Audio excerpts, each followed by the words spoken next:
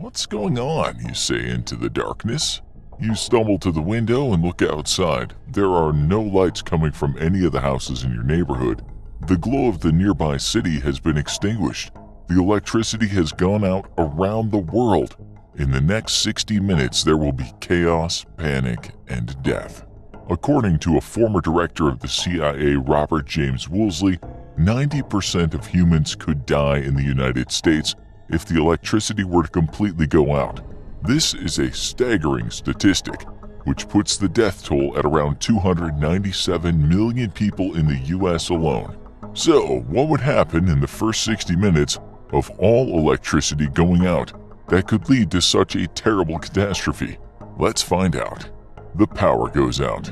There are two sides to this scenario. Half of the world would be in daytime and the other half would be in night when the electricity goes out. The moment this disastrous event happens, the earth goes silent. There's no more humming of light bulbs or buzzing of radiators. No one knows that the world is about to fall apart. While an eerie silence envelops the planet, the world keeps spinning, but in the next 60 minutes, every part of society will come crashing down. 1 minute after electricity goes out.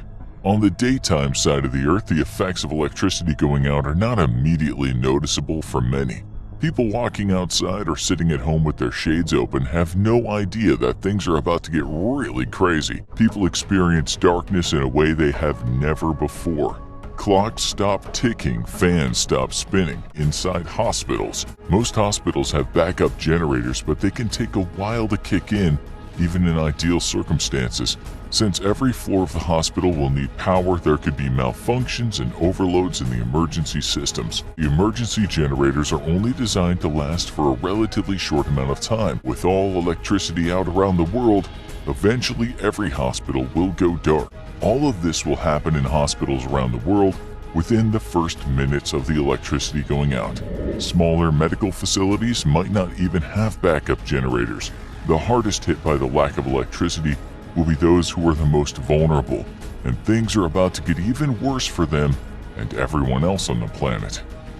5 minutes after all electricity goes out. All across the planet, vehicles that are powered by electricity have rolled to a stop. This includes public transportation like trains and electric buses.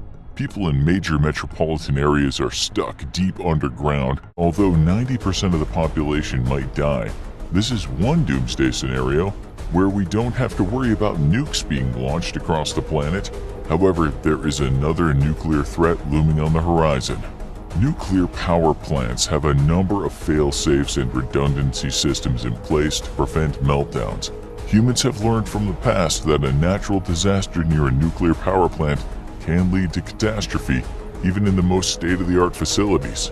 If your food can't be preserved, it can spoil, which is a problem because you can go hungry, or it has a sort of a medical risk if the food is dangerous.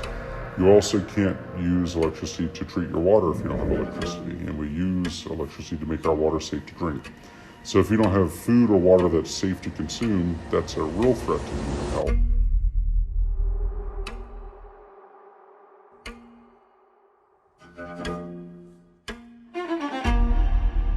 It's a fire sale.